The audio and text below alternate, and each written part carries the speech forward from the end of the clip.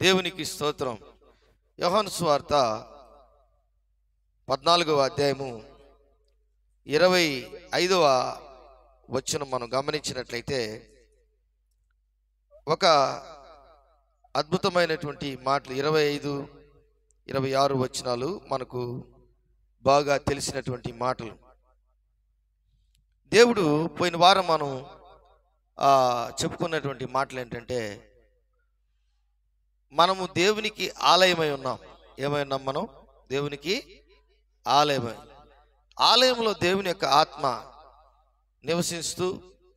నివసించుచు ఆలయంలో ఉన్నటువంటి దేవుని యొక్క ఆ శక్తిని,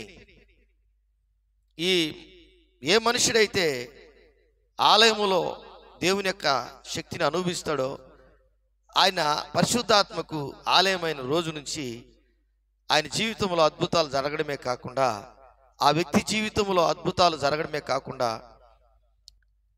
అనేక మందికి ఆయన లేక ఆ స్త్రీ కానీ ఆ పురుషుడు కానీ పరిశుద్ధాత్మ కార్యములు జరిగించే వ్యక్తిగా లేక దేవుని చేత నడిపింపబడుతున్నటువంటి వ్యక్తిగా జీవించుటకు కారణమవుతాడు. హల్లెలూయా. ఇది యోహాను సువార్త 14వ అధ్యాయంలో 25వ వచనంలో మనం గమనించండి. నేను మీ యొద్ద ఉండగానే ఈ మాటలు మీతో చెప్పి తిని, ఆదరణకర్త,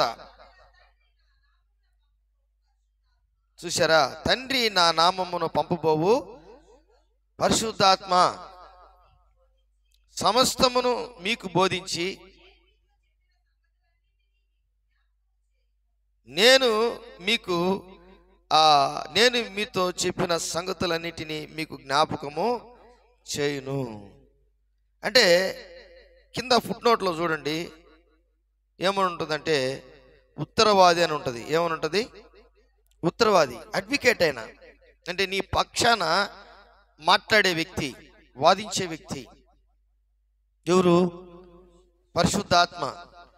అంటే నువ్వు దేవునికి ఆలయమైన రోజు నుంచి నీ యొక్క body and mind and soul, ప్రాణాత్మ దేహాలను నడిపించే పరిశుద్ధాత్మ నీలో ఉంది గనుక, ఆ పరిశుద్ధాత్మకి ఆలయమై ఉన్నావు గనుక, యేసుక్రీస్తు ప్రభుల వారు ఏదైతే బోధించాడో వాటిని జ్ఞాపకం చేయడం, వాటి యందు మనస్సు ఉంచడం, వాటిని మనము జరిగించడం, ఏదైతే చేయకూడదో ఏదైతే చేయాలో అవన్నీ కూడా పరిశుద్ధాత్మ దేవుడు మనకు బోధిస్తూ ఉంటాడు.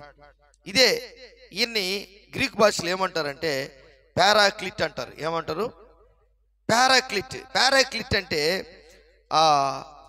దాని అర్థం ఏంటంటే గ్రీక్ భాషలో సహాయకునికి లేక ఒక సహాయకుడు, ఒక వ్యక్తి. ఏంటమ్మా? ఒక సహాయకుడు. పారాక్లిట్ అంటే ఒక వ్యక్తి, ఒక సహాయకుడు. నీ పక్షమున ఆయన విశ్వాస మార్గాన్ని ఆయన ఉంచేవాడు, లేక చెప్పేవాడు, ఇలాగ నడువు, ఇలాగ ప్రవర్తించు, ఇలాగ జీవించు అని ఒక మార్గదర్శిగా ఉంటాడనమాట. కాబట్టి దేవుని బిడ్డలారా, ఈ యొక్క ఆ పరిశుద్ధాత్మకి ఉన్నటువంటి ఆ ముఖ్యమైనటువంటి విషయం ఏంటంటే, ఆయన ఎవరైతే ఆ పరిశుద్ధాత్మను ఆహ్వానించి ఆ పరిశుద్ధాత్మతో నింపబడినటువంటి వ్యక్తిగా ఎవరైతే ఉంటారో వారిని ఏం చేస్తాడంటే, వారి మీద ఆయన ప్రభుత్వం చేస్తాడు. ఏమ్మా, అర్థమవుతుందా? వారిలో ఉండి వారిని ఇలాగ నడిపిస్తాడు అనమాట. మీకు ఒక ఉదాహరణ చెప్పాలని ఆశపడుతున్నాను. చూడండి, అపోస్తుల కార్యము 8వ అధ్యాయము 20, అపోస్తుల కార్యము 8వ అధ్యాయము 28 నుంచి మనం గమనించినట్లయితే ఒక అద్భుతమైనటువంటి మాటలు మనకు కనబడతాయి. అక్కడ ఫిలిప్పు మనకు కనబడతాడు. అక్కడ ఒక అద్భుతమైనటువంటి మాట ఏంటంటే, ఇథియోపియుడు ఆయన యెషయా గ్రంథం చదువుతున్నటువంటి వ్యక్తి, కందాక క్రింద మంత్రి అయిన ఒక వ్యక్తి. అయితే ఆ వ్యక్తి ఏం చేస్తున్నాడంటే ఆ రథం మీద వెళ్తూ యెషయా గ్రంథం చదువుతున్నాడు. ఏం గ్రంథం చదువుతున్నాడు? యెషయా గ్రంథం చదువుతున్నాడు. చూడండి, అపోస్తుల కార్యము 8వ అధ్యాయము 28 చదవండి. అతడు తిరిగి వెళ్ళుచు తన రథం మీద కూర్చుండి ప్రవక్త అయిన యెషయా గ్రంథము చదువుచుండెను. చదవండి ఎవరైనా ఈ మాటను. అపోస్తుల కార్యం 8:28 చదవండి.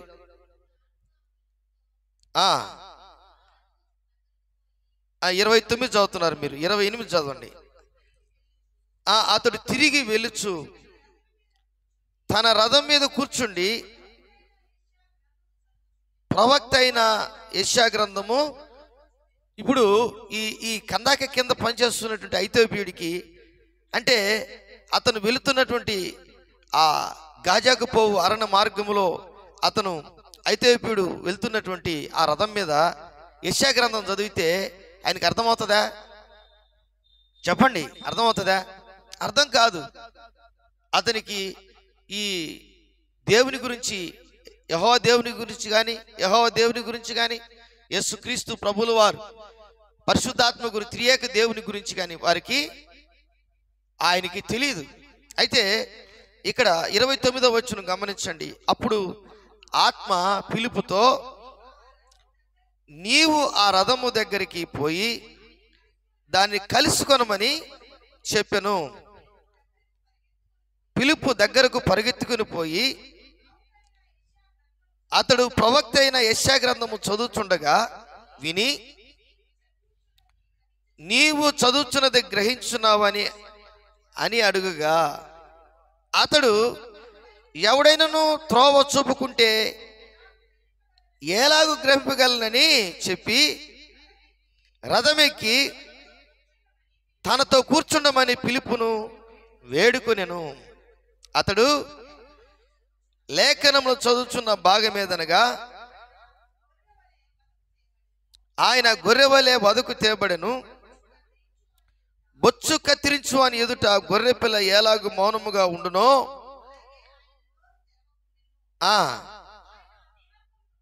ఆయన దీనత్వమును బట్టి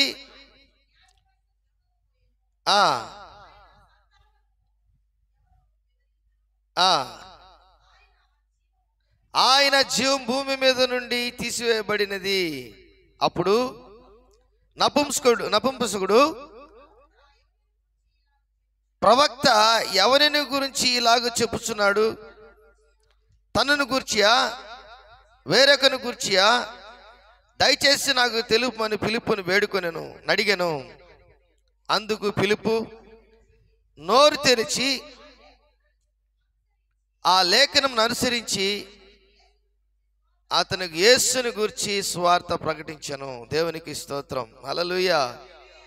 ఈరోజు దేవుని బిడ్డలారా, ఆ రోజే అతను ఆ వాక్యం విని ఆ నపుంసకుడు ఏం చేశాడంటే బాప్తిసం తీసుకున్నాడు. రథం దిగి నీళ్లు ఉన్నాయి అని చెప్పి ఆ ప్రాంతంలోనే ఆయన సువార్తను విని, యేసుక్రీస్తుని గురించి విని, ఆయన కోసం, నా కోసం, ఈ లోకములో ఉన్నటువంటి మనుషులందరి కోసం యేసుక్రీస్తు ప్రభువుల వారు చంపబడ్డాడు, తిరిగి లేపబడ్డాడు. ఇవన్నీ కూడా ఫిలిప్పు చెప్పాడు. ఫిలిప్పు చెప్పాడు. ఎందుకనంటే దేవుని బిడ్డలారా, అక్కడ పరిశుద్ధాత్మ చూడండి ఫిలిప్పుతో మాట్లాడకపోతే, బాగా గమనించండి, అతనేమో అక్కడ ఎక్కడో పోతున్నాడు, కానీ ఇక్కడ ఫిలిప్పు వేరే ప్రాంతంలో ఉన్నాడు. కానీ పరిశుద్ధాత్మ ఆ ఫిలిప్పుని ఏం చేసిందమ్మా? మాట్లాడుతుంది. ఏమని మాట్లాడింది? అదే మనతో మాట్లాడితే ఏం చేస్తాం మనం? రేపు వస్తాలే ప్రభువా, ఏమవుతాం మనం? ఎవరన్నా వచ్చి నీ కోసం పాస్టర్ వచ్చినంటే రేపు రమ్మని చెప్పమ్మా, ఈరోజు నాకు పని ఉంది, ఫోన్ చేసి చెప్పేస్తాం. ఏమని చెప్తాం? పాస్టర్ గారు ఈరోజు మాకు అర్జెంట్ పని ఉంది, శుక్రవారం ప్రార్థన వద్దు, వచ్చే వారం పెట్టుకుంటాం. అర్థమవుతుందా? ఏమోనా అంటే దాని అర్థం ఏంటి? మనకు పనులే ముఖ్యం, దేవుడు ముఖ్యం కాదు. ఆయన అనలేదే. ఆయన ఐథియోపియా రాణి దగ్గర పనిచేస్తున్నట్టు ఇథియోపియుడు అయినటువంటి ఆ కందాకే కింద పనిచేస్తున్నటువంటి నపుంసకుడు అనలేదే. నాకు ఎవరైనా చెప్తేనే కానీ ఈ విషయం నాకు ఎలాగా బోధపడుతుంది అంటే, పరిశుద్ధాత్మ దేవుడు అతని యొక్క జీవితాన్ని క్రైస్తవుడిగా, దేవుని బిడ్డగా, క్రీస్తుని ఎరిగినటువంటి వ్యక్తిగా పరిశుద్ధాత్మ నడిపింపు చేత ఆ ఐథియోపియుని అలాగే వెళ్ళింది సువార్త ఇథియోపియా దేశానికి. దేవునికి స్తోత్రం, హల్లెలూయా. అలాగే ప్రభు యొక్క పరిచారకుడిగా మార్చబడ్డాడు అతను. ఫిలిప్పు ఆ రథములు చూడండి, ఒక అద్భుతమైనటువంటి మాట ఏంటంటే 30 వచ్చిన ఫిలిప్పు దగ్గరకు పరిగెత్తుకొని పోయి అతడు ప్రవక్త అయిన యెషయా గ్రంథము చదువుతుండగా విని. అంటే దేవుని యొక్క ఆత్మ ఏం చేస్తుందంటే ఆయన యొక్క జీవితంలో, ఆ ఫిలిప్పు జీవితంలో పరుగులు తీసే ఒక శక్తిని, అంటే రథములు, అంటే ఒక దేశం నుంచి ఇంకో దేశానికి వెళ్ళాలంటే గుర్రాల మీద వాళ్ళు పోయేవాళ్ళు. గుర్రం కంటే ఫాస్ట్గా పోతాడా చెప్పండి? అతను గుర్రం మీద, ఆ రథం మీద చదువుకుంటూ పోతున్నాడు. అది ఒక గుర్రాల చారిటీ, అది ఒక పోతుంది. కానీ దానికంటే ఫాస్ట్గా ఆయన వెళ్ళాలని దేవుడు ప్రేరేపించాడు ఫిలిప్పుకి. పరిగెత్తకపోతే అక్కడ కార్యము జరగదు. వెళ్ళకపోతే ఆయన మాటలు వివరించి, ఆయన చదివినటువంటి మాటలను వివరించి యేసుక్రీస్తు గురించి, ఆయన బొచ్చు కత్తిరించు అని యొక్క కత్తిరించు అని ఎదుట గొర్రె పిల్ల ఎలాగూ మౌనముగా ఉండెనో అలాగే ఆయన నోరు తెరవకుండెను. దేవుని బిడ్డలారా, దేవునికి నీకు ఉన్నటువంటి ఈరోజు ఆ బంధం, ఆ బాంధవ్యం, ఆ సంబంధం, ఆ నీకున్నటువంటి ఇంటిమేసి, ఇలాంటివన్నీ కూడా పరిశుద్ధాత్మ, ఈ పారాక్లిట్ ఎవరైనా ఒక వ్యక్తి, పారాక్లిట్ అంటే ఒక వ్యక్తి, ఉత్తరవాది. ఆయన నీ తరపున వాదిస్తాడు, నీతో మాట్లాడతాడు, నీ గురించి అనేకులకి తెలియపరుస్తాడు, నీ గురించి నీలో ఉన్నటువంటి దేవుని యొక్క ఆత్మ, దేవుని యొక్క పరిశుద్ధమైనటువంటి జీవితం, అభిషేకము కలిగినటువంటి విధానము, దేవునికి లోబడే విధానము, ఆత్మీయ జీవితము కలిగినటువంటి జీవితము నువ్వు జీవిస్తున్నటువంటి విధానంలో పరిశుద్ధాత్మ దేవుడు నీకు అనేక విషయాలలో నీకు సహాయము చేయగలడు. చప్పట్ల కొట్టింది దేవుని మహిమపరుస్తాం. హల్లెలూయా.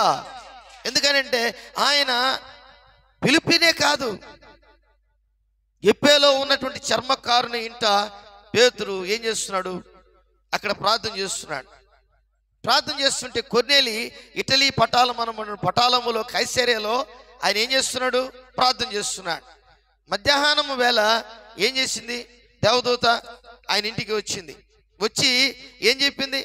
ఇటలీ పటాలమనబడిన పటాలములో శతాధిపతి అయిన కొర్నేలి అను భక్తుడు ఒకడు కైసరేలో ఉండెను.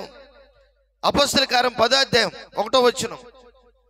అతడు తన ఇంటి వారందరితో కూడా దేవుని యందు భయభక్తులు గలవాడై ఉండి ప్రజలకు బహు ధర్మమును చేయుచు ఎల్లప్పుడూ దేవునికి ప్రార్థన చేయవాడు. పగలు ఇంచుమించు 3 గంటల వేళ దేవుని దూత అతని యొద్దకు వచ్చి కొర్నేలి అని పిలుచుట దర్శనమందు తేటగా అతనికి కనబడెను. అతడు దూత వైపు తేరి చూచి భయపడి, ప్రభువా ఏమని అడిగాను. అందుకు ఆ దూత, నీ ప్రార్థనలను, నీ ధర్మకార్యములను దేవుని సన్నిధికి జ్ఞాపకార్థముగా చేరినవి. ఎలాగ చేరాయంట? ధర్మకార్యాలు, ప్రార్థన దేవుని సన్నిధికి జ్ఞాపకార్థముగా చేరినవి. ఇప్పుడు నీవు యొప్పేకు మనుషులను పంపి పేతురును మారుపేరు గల సీమోనును పిలిపించుము. దేవునికి స్తోత్రం, హల్లెలూయా. అంటే పేతురు ఎక్కడో యొప్పేలో ఉన్నాడు. పరిశుద్ధాత్మ దేవుడు పరలోకము నుంచి, లేక తండ్రి కుమార పరిశుద్ధాత్మ త్రియేక దేవుడు ఒక దూతను పంపించాడు. ఎవరి కోసం అండి? కొర్నేలి కోసం. కొర్నేలి ఎవరిని పిలిపించాలా? సంఘ పెద్దను పిలిపించాలా, పాస్టర్ని పిలిపించాలి. ఈరోజు సంఘాలు ఎలాగున్నారంటే పాస్టర్ వాళ్ళే ప్రార్థన చేసుకుంటారు. ఎందుకని? భయం లేదు, దేవుని యొక్క భయము. అంటే కొర్నేలి కంటే నువ్వు మంచోడువా? కొర్నేలి ధర్మకార్యాలు కొర్నేలి ధర్మకార్యాలు, కొర్నేలి ఇంకా ఏమున్నాయి? ప్రార్థన. ఇవన్నీ ఎక్కడికి వెళ్తున్నాయి? దేవుని సన్నిధికి జ్ఞాపకార్థంగా వెళ్తున్నాయి. కొర్నేలి కంటే మంచోళ్ళం మనం? చెప్పండి. కొర్నేలికి ఇప్పుడు ఆ దేవదూత ఏం చెప్తుందంటే, పేతురుని పిలిపించు, నీ ఇంటికి పిలిపించు. దేవుని బిడ్డలారా, ఈరోజు పాస్టర్ని ఏం చేస్తున్నారంటే, ఒక దైవజనుడిని ఏం చేస్తున్నారంటే కొంతమంది తగ్గిస్తున్నారు. ఆ పాస్టర్లో దేవుని శక్తి నువ్వు చూడాలి. ఆ శక్తి లేకపోతే మనం ఏం చేయలేం. ఆ శక్తి కలిగినటువంటి అభిషేకం, పరిశుద్ధాత్మ నడిపింపు, ప్రార్థనా జీవితం ఆ పాస్టర్లో నువ్వు చూడాలి. పౌలు శీలలు ప్రకటించినటువంటి విధానము, ఆ లేఖనములు అలాగ ఉన్నాయో లేవో బెరయ సంఘం వారు ఏం చేశారు, అలాగ ఉన్నాయో లేదో తర్కించారు, చూసుకున్నారు, మాట్లాడారు, వెతికారు, బైబిల్లో లేఖనముల్లో వెతికారు. అలాగా ఈ పాస్టర్ బోధిస్తున్నటువంటి బోధ, చెప్తున్నటువంటి మాటలు ఖచ్చితంగా ఉన్నాయో లేదో మీరు తెలుసుకోవాలి. అప్పుడు దేవుడు మీలో దేవుడి కార్యము చేస్తాడు. దేవునికి స్తోత్రం. బాగా గమనించండి దేవుని బిడ్డలారా, ఎపేలో ఉన్నటువంటి చర్మకారిని ఇంట ఉన్నటువంటి పేతురు జీవితంలో చూడండి, ఆయనకి ఒక దుప్పటి కనబడింది. సకల జాతి చతుష్పాదములతో కూడినటువంటి జంతువులు, ప్రాకు పురుగులను, ఆకాశ పక్షులను ఉండెను. అప్పుడు పేతురు, నీవు లేచి చంపుకొని తినుమని ఒక శబ్దము అతనికి వినబడెను. అయితే పేతురు, వద్దు ప్రభువా, నిషిద్ధమైన అపవిత్రమైనది ఏదైనాను నేనెన్నడను తినలేదని చెప్పగా, దేవుడు పవిత్రము చేసిన వాటిని నీవు నిషిద్ధమైన వాటినిగా ఎంచవద్దని మరలా రెండవ మారు ఆ శబ్దము అతనికి వినబడింది. అంటే ఆ రోజుల్లో యూదులు కొన్ని తినరు అనమాట. కొన్ని తినరు. వాటిని కూడా ఇప్పుడు నువ్వు తినాలా. ఒక సకల జాతి చతుష్పాదములతో కూడిన ఒక దుప్పటి అంటే యూదులకే సువార్త ప్రకటిస్తున్నారు ఆ రోజుల్లో. దాని అర్థం యూదులకే సువార్త ప్రకటిస్తున్నారు, కానీ అన్ని జనులకు సువార్త ప్రకటించేదానికి పేతురు వెళ్ళలేదు.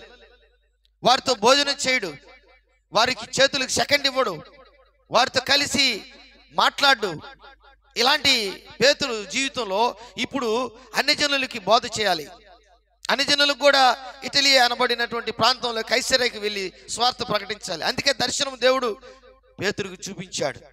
చూడండి 19వ వచనంలో చూడండి, 18, 19 అపోస్తలుల కార్యం 10వ అధ్యాయం 18వ వచనం 19వ వచనం చూడండి.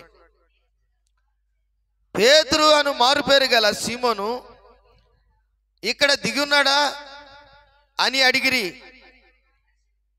పేతురు ఆ దర్శనమును గూర్చి యోచించుచుండగా ఆత్మ, ఇదిగో ముగ్గురు మనుషులు చూడండి ఒక మంచి మాట. పేతురు ఆ దర్శనమును గూర్చి యోచించుచుండగా ఆత్మ, దేవుని యొక్క ఆత్మ, పరిశుద్ధాత్మ, పారాక్లిట్ అనబడినటువంటి ఒక వ్యక్తి ఆ పేతురు చెవులో, పేతురు మనసులో, పేతురు యొక్క ఆలోచనలో దర్శనమును గురించి ఆలోచించుకొని చుండగా పేతురు గురించి పేతురు దేని గురించి ఆలోచిస్తున్నాడో అవన్నీ కూడా తేట తెల్లగా తెలియపరచుటకు, బాహాటంగా తెలియపరచుటకు, విశదీకరంగా తెలియపరచుటకు పరిశుద్ధాత్మ ఏం చేస్తుందంటే, నీ కొరకు ముగ్గురు మనుషులు వచ్చినారు. పరిశుద్ధాత్మ చెప్తున్నాడు, ఇదిగో ముగ్గురు మనుషులు నిన్ను వెతుకుచున్నారు, నువ్వు లేచి క్రిందికి దిగి సందేహింపక వారితో కూడా వెళ్ళము, నేను వారిని పంపి ఉన్నానని అతనితో చెప్పాను. హల్లెలూయా, హల్లెలూయా. అందరం గట్టిగా చెప్తాం హల్లెలూయా. ఈరోజు నీ కొరకు దేవుడి వాక్యాన్ని నీ కొరకు పంపిస్తున్నాడు. నీ ఇంటిలో ఆశీర్వదించబడే వ్యక్తిగా నువ్వు ఉండాలి, నువ్వు దీవించబడే వ్యక్తిగా ఉండాలి, నీ జీవితంలో ఆత్మ నడిపించే ఒక వ్యక్తిగా నువ్వు ఉండాలి. ఆత్మీయానుసారమైనటువంటి జీవితంలో నువ్వు జీవించకపోతే నువ్వు దేవునికి ఆలయముగా ఎట్లా ఉండగలవు? దేవునితో ఎలాగ నువ్వు మాట్లాడగలవు? దేవుని వాక్యము నీ జీవితంలో ఎలాగ నీకు అర్థమవుతుంది? దర్శనమున్న దగ్గర దేవోక్తం ఉంటుంది. దర్శనముతో కూడినటువంటి ఆ ప్రవచనములు, దర్శనంతో కూడినటువంటి మాటలు పేతురు జీవితంలో నెరవేర్చబడుతున్నాయి. ఒక చేపలు పట్టుకునే జాలరి, ఒక సామాన్యమైనటువంటి వ్యక్తి యేసు క్రీస్తు ప్రభుల వారికి తన హృదయంలో మనసు ఇచ్చినప్పుడు, తన హృదయంలో తావి ఇచ్చినప్పుడు, నువ్వు మనుషులు పట్టే జాలరిగా నిన్ను నేను చేస్తానని చెప్పినటువంటి ఆ ప్రభువే ఈరోజు పరిశుద్ధాత్మతో నింపబడినటువంటి వ్యక్తిగా, దర్శనములు చూసే వ్యక్తిగా ఆయన కొరకు మనుషులను పంపి, ఒకవేళ భయం ఉందా, నీకు కష్టం ఉందా, ఏంటిది అనుకుంటున్నావా, భయపడద్దు. ఏంటి నా పరిస్థితి అనుకుని భయపడుతున్నావా? ఏ పరిస్థితులైనా పేతుడికి ఏ విధంగా చెప్తున్నాడు దేవుడు, నేనే పంపాను మనుషుల్ని. ఎవరు పంపారంట? పరిశుద్ధాత్మ దేవుడు. అక్కడ దేవదూత వచ్చింది, కానీ అక్కడ దేవదూత అనుంది, కానీ ఇక్కడ ఆత్మ అనుంది. ఇక్కడ ఆత్మ అనుంది. 19వ వచనంలో ఆత్మ అనుంది. 1, 2, 3, 4, 5 వచనాల్లో దేవదూత అని ఉంది. దేవుని బిడ్డలారా, బాగా గమనించండి. నీ జీవితంలో కూడా ఒక పరిశుద్ధమైనటువంటి జీవితం జీవిస్తే ఆత్మ నడిపించే మనిషిగా నిన్ను దేవుడు చేయగలడు. ఆత్మీయానుసారమైనటువంటి జీవితంలో నిన్ను నడిపించగలడు.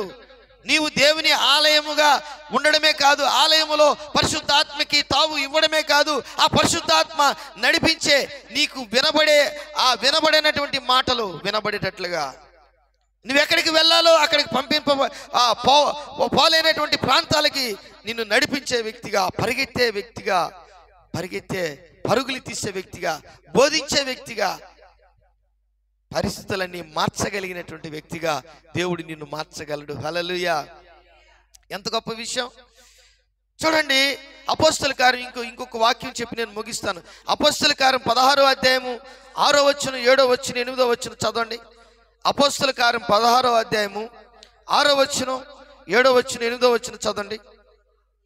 ఆసియాలో వాక్యము చెప్పకూడదని పరిశుద్ధాత్మ వారిని ఆటంకపరిచినందున వారు పృంగియా, గలతీయా ప్రదేశముల ద్వారా వెళ్ళిరి. మూసియా దగ్గరకు వచ్చి బితూనియాకు వెళ్ళుటకు ప్రయత్నము చేసిరి, గాని యేసు యొక్క ఆత్మ వారిని వెళ్ళనీయలేదు. ప్రియమైనటువంటి దేవుని బిడ్డలారా, నువ్వు పోగొడినటువంటి ప్రాంతానికి నువ్వు వెళ్తున్నావేమో. చాలా మంది ఏం చేస్తారంటే, ఎక్కడికైతే వెళ్ళకూడదు అక్కడికి వెళ్ళి దెబ్బలు తింటారు. ఎక్కడికైతే దేంట్లో అయితే డబ్బులు ఇన్వెస్ట్ చేయకూడదు దాంట్లోనే ఇన్వెస్ట్ చేసి ఏం చేస్తారు, డబ్బులన్నీ పోగొట్టేసుకుంటారు. ఏదైతే నువ్వు జూదం ఆడకూడదు దాన్ని నువ్వు ఆడి దాన్ని నువ్వు పోగొట్టేసుకుంటున్నావు, నీ డబ్బు అంతా కూడా. ఏదైతే తప్పులు చేయకూడదో ఆ తప్పులన్నీ నువ్వు చేసి నీకున్నటువంటి ఆస్తి, అంతస్తులు, బంగారాన్ని పోగొట్టేసుకుంటున్నావు. పరిశుద్ధాత్మ దేవుడు ఈ దినముందు నీ జీవితాన్ని ఒకసారి జ్ఞాపకం చేసుకుంటున్నాడు. నువ్వు ఏదైతే చేయాలో, ఏదైతే చేయకూడదో, ఏదైతే మాట్లాడాలో, ఏదైతే మాట్లాడకూడదో, ఏదైతే నీ జీవితంలో జరగకూడదో అవి జరగకుండా పరిశుద్ధాత్మ దేవుడు నిన్ను నడిపించే ఒక నాయకుడుగా దేవునికి స్తోత్రం, పారాక్లిట్గా, ఆయన ఉత్తరవాదిగా, నీ జీవితానికి ఒక నాయకుడుగా దేవునికి స్తోత్రం, ఒక స్పిరిచువల్ గైడ్గా దేవునికి స్తోత్రం. నువ్వు గోల్కొండకి వెళ్ళినా, ఏదన్నా ఒక రాజు కోటకి వెళ్ళినా కానీ అక్కడ గైడ్ ఉంటాడు నీకు. ఎందుకనంటే అక్కడున్న జరిగినవన్నీ తెలియపరుస్తాడు. అలాగే పరిశుద్ధాత్మ దేవుడు యేసుక్రీస్తు ప్రభులు వారి శిష్యులకి ఏదైతే చెప్పాడో అవన్నీ మర్చిపోకుండా, అవన్నీ కూడా ఖచ్చితంగా జరిగించులాగున ఆయన ఆత్మ దేవుడు, నేను పంపబోవు ఆ ఉత్తరవాది లేక పారాక్లిట్, ఆయన ఆత్మస్వరూపి దేవుడు మీతో ఉంటాడు, మీలో ఉంటాడు. ఆ దేవుడు ఎందుకు నిన్ను నడిపిస్తాడు, ఎందుకు నిన్ను బాగుగా మాట్లాడతాడు నీతో, అవన్నీ నీకు అర్థం కావట్లేదంటే నీ యొక్క శరీరము, నీ యొక్క ప్రాణాత్మ దేహములు క్రీస్తుకు ఆలయముగా లేవు కాబట్టి నీకు ఆ మాటలు వినబట్టలే.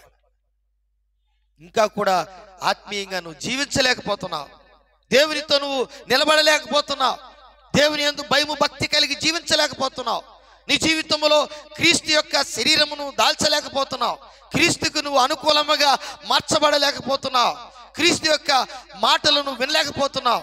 కానీ వారు పోతున్నటువంటి మార్గములో యేసు యొక్క ఆత్మ వారిని వెళ్ళనీయలేదు. దేవునికి స్తోత్రం. మూసియా దగ్గర బితునియా వెళ్ళుటకు ప్రయత్నము చేసిరి, కానీ యేసు యొక్క ఆత్మ వారిని వెళ్ళనీయలేదు. అంతటా వారు మూసియాను దాటిపోయి త్రోయకు వచ్చిరి. ప్రియమైనటువంటి దేవుని బిడ్డలారా, ఎవరు వీళ్ళు? 1వ వచనం చదవండి, 16వ అధ్యాయం 1వ వచనం చదవండి. 16 అధ్యాయం 1వ వచనం, అపోస్తల కార్యం 16 అధ్యాయం 1వ వచనం చదవండి.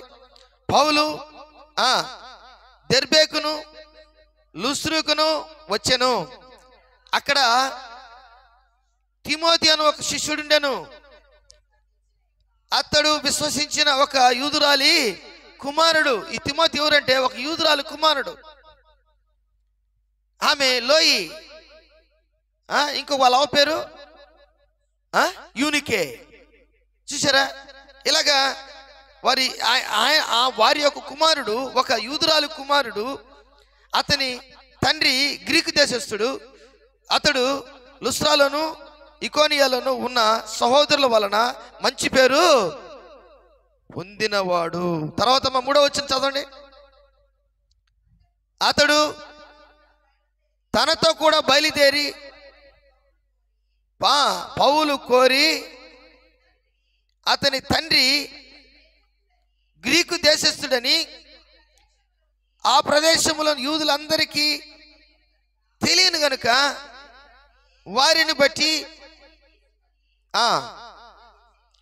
సున్నతి చేయించెను. వారు ఆయా పట్టణముల ద్వారా వెలుచు యెరూషలేములోని అపోస్తలు పెద్దలను నిర్ణయించిన విధులను గైకొనుటకు వాటిని వారికి అప్పగించిరి గనుక సంఘములు విశ్వాసమందు స్థిరపడి అనుదినము లెక్కకు విస్తరించుచుండెను. మన సంఘం విస్తరిస్తుందా? ఎందుకు విస్తరించట్లేదంటే పరిశుద్ధాత్మ సంఘంలో లేదు. పరిశుద్ధాత్మ నడిపింపు సంఘంలో లేదు. మనిషిలో లేకపోతే సంఘంలో ఏడ నుంచి వస్తుంది? బాగా గమనించండి. నువ్వు ఆత్మీయమైన మనిషిగా, ఒక ఆత్మీయమైనటువంటి మనుషుడిగా నువ్వు జీవించకపోతే ఆత్మ నడిపించు మనిషిగా నువ్వు ఎలాగా మార్చబడతావు? పరిశుద్ధాత్మ నీతో మాట్లాడుటకు కారణం ఏమీ లేదు. నీ కొరకు దేవుడు ప్రాణం పెట్టచ్చు. నీ కొరకు మనిషి కుమారుడైన యేసుక్రీస్తు ప్రభులు వారు దేవుడు చనిపోవచ్చు, ఆయన తిరిగి లేవచ్చు, ఆయన పరలోక రాజ్యానికి వెళ్ళిపోవచ్చు. కానీ ఆయన పంపినటువంటి ఆత్మతో నువ్వు నింపబడలేదు కనుక నువ్వు దేవుడు చెప్పినటువంటి పరిశుద్ధాత్మ చెప్పినటువంటి ఆ మాటలేమో నీకు అర్థము వినబడవు, అర్థం కావు. ఈరోజు నీ జీవితంలో ఎలాగున్నావు ఒకసారి ఆలోచించు. కష్టాల్లో ఉన్నాం, ఇబ్బందుల్లో ఉన్నాం, ఇరుకుల్లో ఉన్నాం, అప్పుల్లో ఉన్నాం, తలకాయ పట్టుకుంటున్నాం, అనేక సార్లు తల పట్టుకుని ఏంటి ఈ శ్రమలు అనుకుంటున్నాం. కానీ ఈ రోజు నుంచి నీ జీవితంలో పరిశుద్ధాత్మకి నీ హృదయంలో తావి ఆయన నీకు ఏం చేయాలో నీకు అవన్నీ బోధిస్తాడు. ఏమి చేయాలో, ఏమి చెప్పకూడదో, ఏం మాట్లాడకూడదో, ఏమి లోకంలో జరిగించకూడదో, ఎలాగా నీవు జీవించాలో అన్ని కూడా దేవుడు తెలియపరుస్తాడు. దేవునికి స్తోత్రం. ప్రియమైనటువంటి దేవుని బిడ్డలారా, బాగా గమనించండి. ఈరోజు నిజముగా ఎంతమందికి ఈ వాక్యం అర్థమవుతుంది? చేతులు ఎత్తండి. ఎంతమందికి ఈ వాక్యం అర్థమవుతుంది? అంటే నీ జీవితంలో ఎవరికి నా హృదయాన్ని ఇచ్చున్నాను, నేను ఎవరికి లోబడుతున్నాను. ఎవరికి నేను లోబడుతున్నానంటే పరిశుద్ధాత్మకి నేను లోబడుతున్నా. అంటే పరిశుద్ధాత్మకు లోబడే వాళ్ళు ఎలాగుంటారు చెప్పండి? ఎలాగుంటారు పరిశుద్ధాత్మకు లోబడేవాళ్ళు? అన్ని విషయాల్లో దేవునికి లోబడే వాళ్ళు ఎలాగుంటారు? దేవునికి స్తోత్రం. చూడండి, ఇక్కడ ఒక అద్భుతమైనటువంటి మాట నేను చెప్పి నేను ముగిస్తాను. అపోస్తల కార్యం 5వ అధ్యాయము, అపోస్తల కార్యము 5వ అధ్యాయము 9వ వచనం. అందుకు పేతురు, ప్రభు యొక్క ఆత్మను శోధించుటకు, అంటే భార్య భర్తలు అననీయ సప్ఫీరా ఏం చేశారు? డబ్బు తెమ్మన్నారు అందరినీ. మీ ఆస్తి స్థిరాస్తులన్నీ అమ్ముకొని నువ్వేం చేయాలి? మీరు మీ భూముల్లో వెలలో అంతా కూడా తీసుకొచ్చి ఎక్కడ పెట్టాలా? నా దగ్గర పెట్టాలని చెప్పాడు. కానీ ఇప్పుడు వాళ్ళు అలా చేశారా? చేయకపోగా దాంట్లో వెలలో కొంత దాచుకున్నారు. అప్పుడు పరిశుద్ధాత్మను మోసం చేసినట్ట లేదా? వారికి హృదయంలో సాతాను ఎందుకు హృదయంలో మనకు ప్రేరేపణ వస్తుంది. ఎందుకు ఇవ్వాలి? పాస్టర్కి దశంభాగం ఎందుకు ఇవ్వాలా? కానుక ఎందుకు ఇవ్వాలా? ఎందుకు ఆయన దగ్గర ప్రార్థన చేయించుకోవాలా? ఎందుకు చర్చికి వెళ్ళాలా? ఎందుకు ఊరికనే ఆయనకి ప్రార్థన చేసి ఫోన్ చేసి ప్రార్థన చేయించుకోవాలా? లేకపోతే పిలిచి ప్రార్థన చేయించుకోవాలా? ప్రతి విషయంలో ఎందుకు మనం ఏదైనా కొంటే ప్రార్థన చేయించుకోవాలా అని ఒక దురాత్మ ఏం చేస్తుందంటే ప్రేరేపిస్తుంది, సైతాను దురాత్మ. అలాగే మనం చేయకుండా ప్రతి విషయంలో దేవుని ఆత్మకు లోబడాలి. ఆ సంఘ కాపరి లేక దేవుని యొక్క ప్రతినిధి. అందుకే ఇక్కడ ఒక మాట ఉంది 9వ వచనం, అందుకు పేతురు, ప్రభు యొక్క ఆత్మను శోధించుటకు మీరెందుకు ఏకీవించితిరి? ఇదిగో నీ పెనిమిటిని పాతిపెట్టిన వారు పాదములు వాకిటినే ఉన్నవి, వారు నిన్నును మోసుకొని పోదురని ఆమెతో చెప్పాను. దేవునికి స్తోత్రం. ఈ మాటలు గ్రహించాలి మనం. అంటే పరిశుద్ధాత్మను మోసం చేసినటువంటి వ్యక్తి అననే చనిపోయాడు. తర్వాత ఏం చెప్పారు? ఎవరు చనిపోయినారు? సప్పేరా కూడా. అంటే ఇది ఎంత ఘోరమైనటువంటి విషయం. దాని అర్థం ఏంటంటే డిసొబీడియన్స్, అంటే వారు దేవునికి లోబడక విధేయులు కాకుండా వారి ఇష్టానుసారంగా వాళ్ళు చేశారు. ఎక్కడున్నారు వాళ్ళు? ఎక్కడున్నారు వాళ్ళు? ఎక్కడున్నారు? సంఘంలోనే ఉన్నారు. ఎక్కడున్నారండి? సంఘంలో ఉన్నారు. ఈ మాట సంఘంలో చెప్పాడు పేతురు. అంటే ఎవరిని మోసం చేశాడంట? 3వ వచనం చదవండి.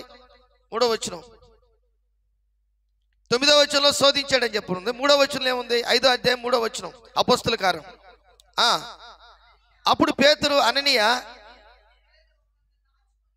అంటే 9వ వచనంలో అననీయ సఫేరాతో మాట్లాడాడు, 3వ వచనంలో అననీయతో మాట్లాడుతున్నాడు. అప్పుడు పేతురు అననీయ, నీ భూమి వెలలో కొంత దాచుకొని పరిశుద్ధాత్మను మోసపుచ్చుటకు సాతాను ఎందుకు నీ హృదయమును ప్రశ్న ఇది, ఎందుకు ప్రేరేపించును? ఎందుకు తావిచ్చావు? నువ్వు దేవునికి ఆలయం కదా, you are the temple of holy ghost. నువ్వు ఆ దేవునికి ఆలయమైన పరిశుద్ధాత్మ నీలో నివసించుచున్నాడు, నువ్వు ఎరుగున్నావు కదా. నువ్వు ఆత్మచేత నడిపింపబడుతున్నటువంటి వ్యక్తి కదా. దేవుని యొక్క సంఘములో నువ్వు బలమైనటువంటి ఒక వ్యక్తివి కదా.